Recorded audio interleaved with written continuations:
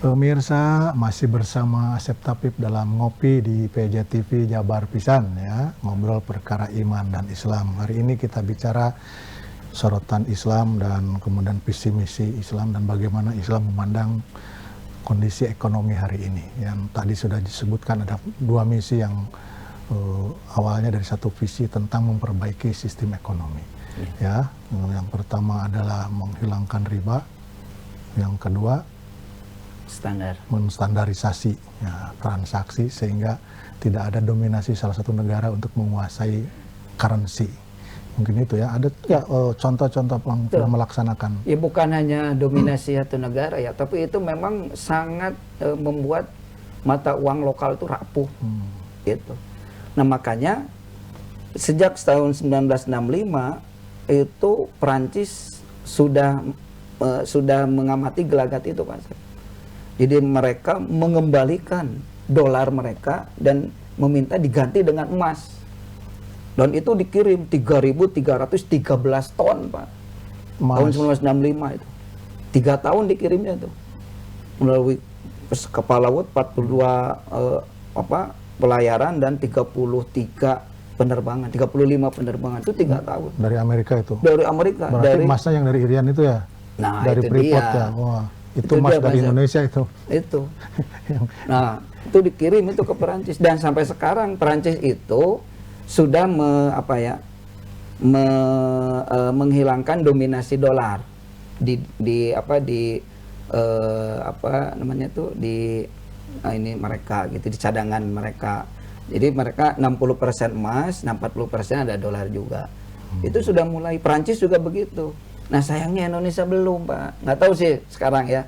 Harusnya memang Indonesia berani. Harusnya sumber berani. alamnya banyak iya, ya. Cuma emasnya banyak. Di Jawa dikuasai banyak. orang. Ya tadi yang tahun 65 kita Freeport sudah ada kan di Irian ya. Itu habis semua. Amerika bisa ngirim emas ke Prancis. Betul. Itu ya ngambil dari kita itu. Harusnya rupiah itu punya cadangan emas. Jadi setiap sekian rupiah ada emasnya nih, bisa diganti dengan emas. Sehingga rupiah itu kuat, dibawa kemana-mana nggak akan turun. Oh di kita mah ini cadangan emasnya itu batang barangnya ada di perorangan.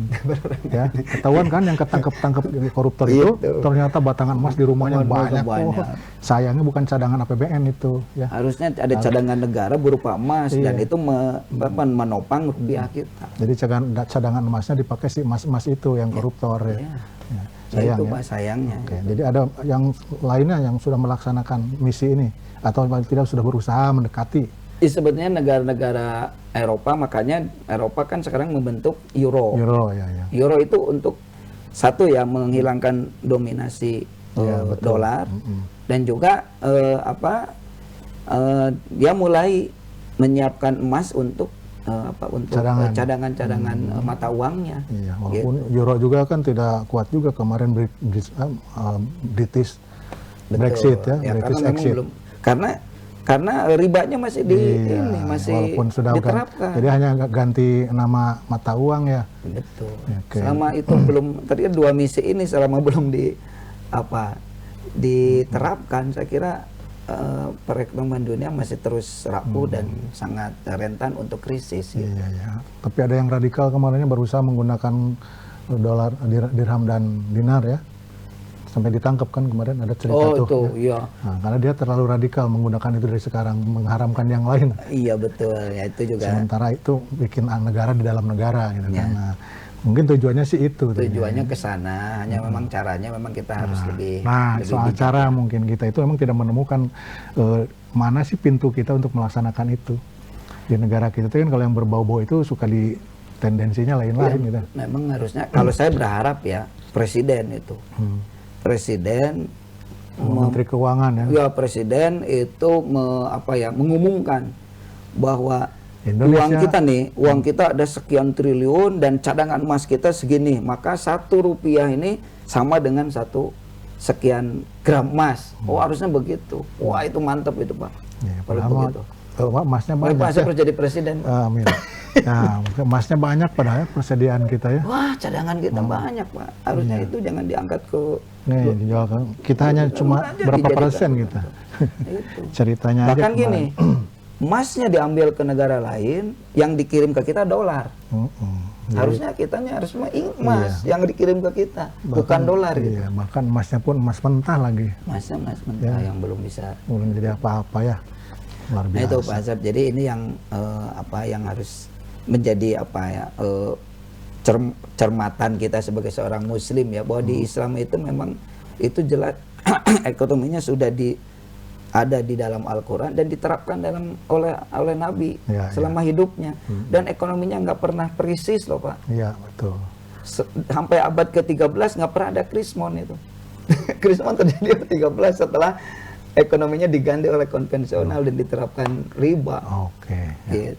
Jadi kita berharap memang ekonomi membaik ya, apapun pakai sistemnya, yang penting tadi secara prinsip ya, berbasisnya ketuhanan ya, kemudian kemanusiaan, pertengahan dan etika dipakai, walaupun misalnya masih tetap pakai currency ya, tinggal kesepakatan penggunaannya aja, jangan sampai tidak adil gitu. Jangan kayak sekarang misalnya kita rupiah begitu berat menghadapi dolar ya, apalagi menghadapi emas. Sekarang emas 1 gramnya 2,3 juta. Wah, gaji PNS mah susah lah ya. Alhamdulillah saya sudah pensiun, sudah tidak memikirkan lebih beli emas untuk mas kawin karena sudah selesai. Baik pemirsa, obrolan kita tentang visi dan misi ekonomi Islam nampaknya sudah selesai karena waktunya juga, dan Pak Komara, Pak Erwan Komara, saya ucapkan terima kasih atas obrolan kita ya. Jangan bosan-bosan, mungkin nanti diundang lagi untuk ngobrol yang lain ya. Karena masalah ekonomi itu tidak hanya sedikit, terlalu banyak untuk bicarakan, apalagi kan dalam 30 menit ya. Anak ayam turun 10, mati 1, tinggal 9 ya. Saya aturkan assalamualaikum warahmatullahi wabarakatuh. Waalaikumsalam. Karena acara ngopi hari ini sudah bisa kita selesaikan. Anak Raja Makan Sirih, sekian saja. Terima kasih. Assalamualaikum.